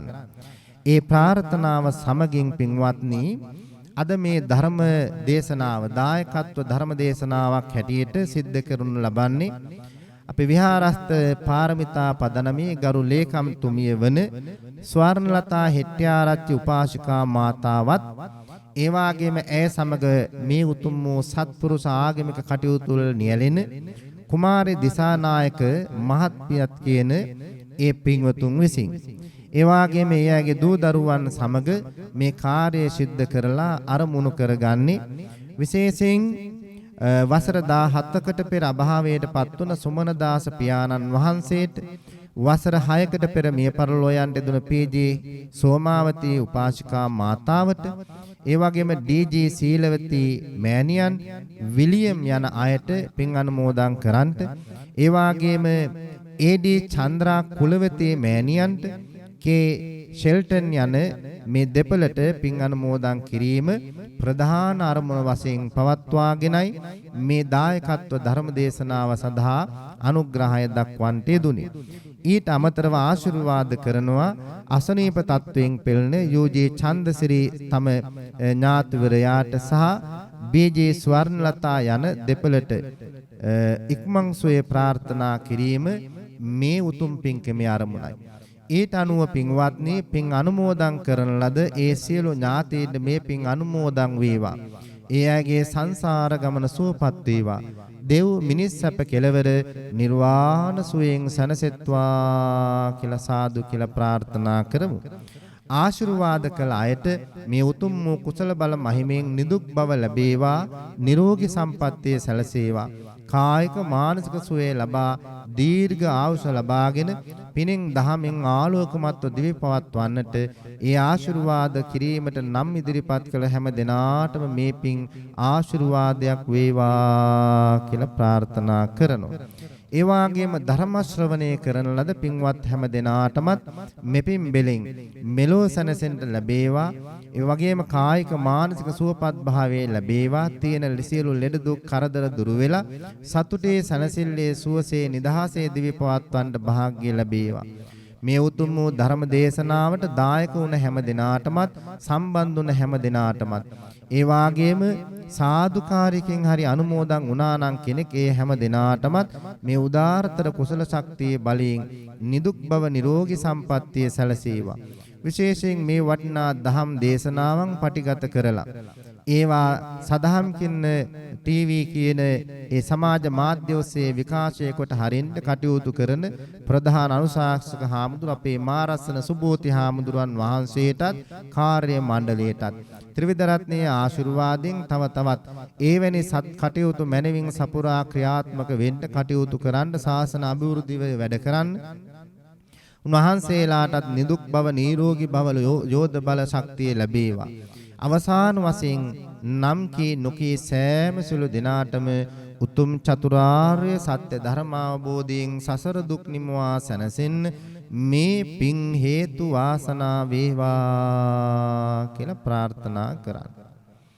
ආකාශට්ටා ච බුම්මට්ටා දේවා නාග මහිද්దికා පුඤ්ඤන්තං අනුමෝදිත්වා චිරං රක්ඛන්තු ශාසනං. ආකාශට්ටා ච බුම්මට්ටා දේවා නාග මහිද්దికා පුඤ්ඤන්තං අනුමෝදිත්වා චිරං රක්ඛන්තු දේශනං.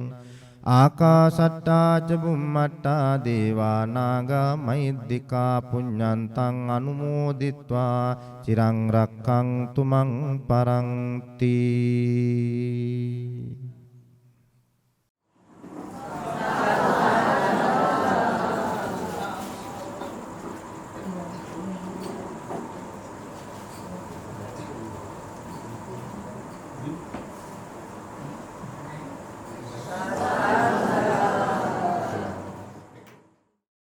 අභිවාදන සීලිස්ස නිච්ඡං වද්දා පචායිනෝ චත්තාරෝ ධම්මා වඩ්ඩಂತಿ ආයුවන්නෝ සුඛං බලං ආයුරාෝග්‍ය සම්පatti සග්ග සම්පatti මේවච අතෝ නිබ්බාන සම්පatti ඉමිනාතේ සමිජ්ජතු.